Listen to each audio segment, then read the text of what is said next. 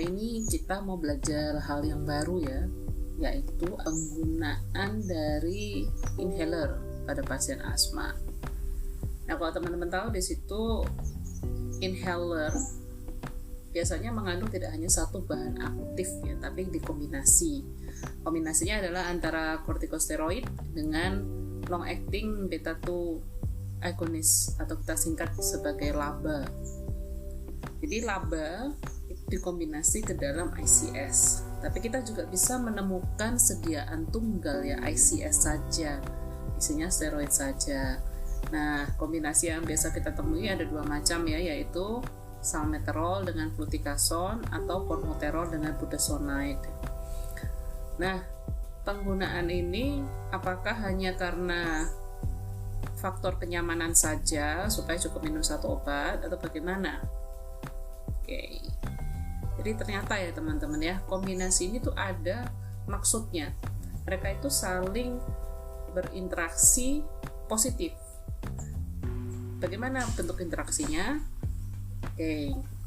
Jadi teman-teman tadi sudah tahu ada inhaled corticosteroid atau ICS. ICS ini mengandung kortikosteroid. Yang teman-teman tahu bahwa kortikosteroid itu bisa menekan ya reaksi inflamasi kronik pada pasien asma.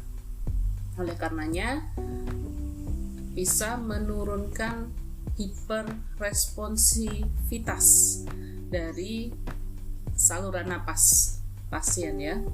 Dan ini biasanya bisa dicapai dengan hanya pemberian dosis rendah ICS. Kalau LABA bagaimana?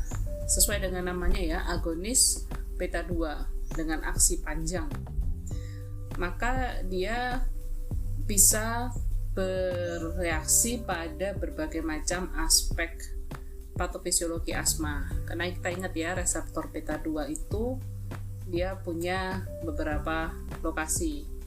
Oke, LABA ini tentu saja dimaksudkan sebagai bronkodilator. Nah, dia agonis beta 2 tadi. Ada sebagian besar ya reseptor beta 2 ada di paru-paru. Nah, LABA ini juga menghambat pelepasan sel mas mediator.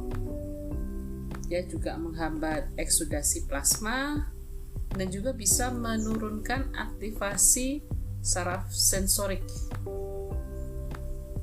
Jadi oleh karenanya kedua obat tersebut yaitu ICS dan LABA itu sama-sama komplementer ya satu sama lain dalam hal patofisiologi asma, di mana hal ini tidak bisa tercapai kalau hanya diberikan salah satu jenis obat saja.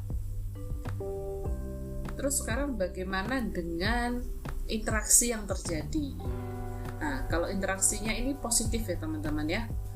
Kortikosteroid yang ada di dalam sediaan inhaler itu dia bisa meningkatkan ekspresi dari reseptor beta 2 dengan cara meningkatkan transkripsi gen.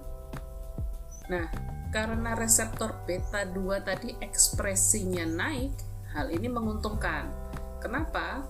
Karena paparan terus-menerus terhadap agonis beta 2 itu dapat menurunkan jumlah reseptor beta 2 yang ada di dalam paru-paru. Oke. Jadi mungkin ini bukan hal yang sangat penting ya terkait dengan respons bronkodilatasi terhadap agonis beta 2.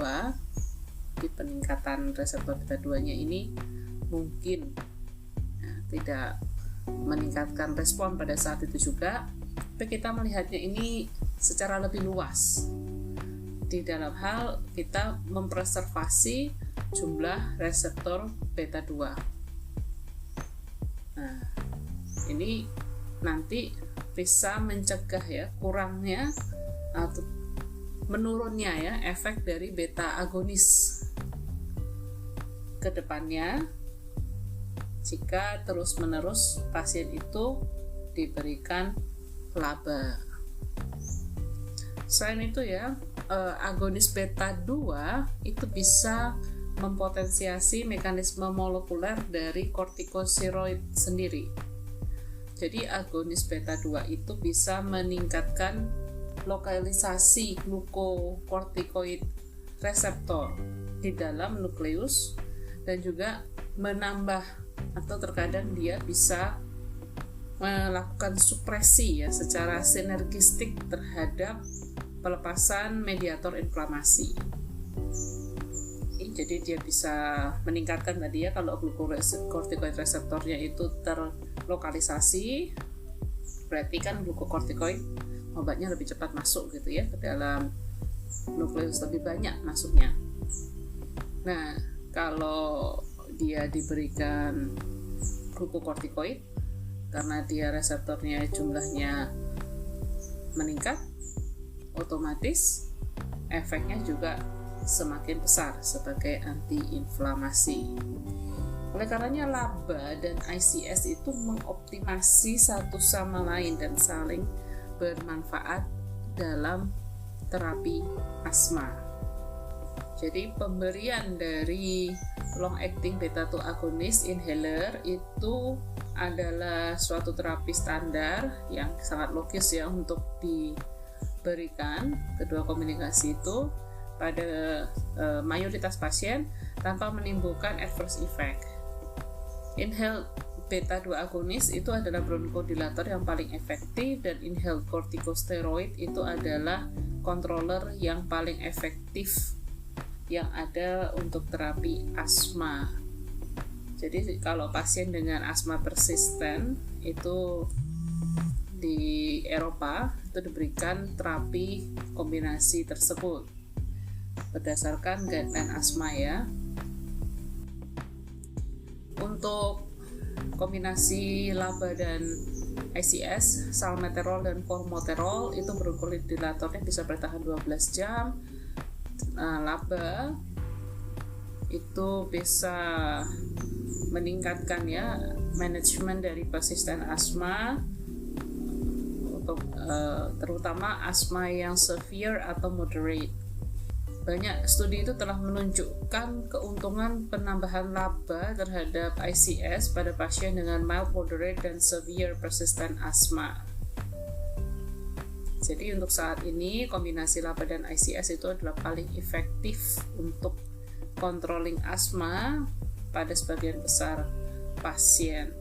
Oleh karena itu sekarang kita banyak menemui kombinasi antara LABA dengan kortikosteroid. Oke, jadi itu ya teman-teman ya, kenapa harus dilakukan kombinasi antara LABA dengan ICS. Ingat penggunaannya untuk asma persisten. Oke, terima kasih sudah mendengarkan. Semoga ilmu ini bermanfaat untuk teman-teman sekalian. Ciao.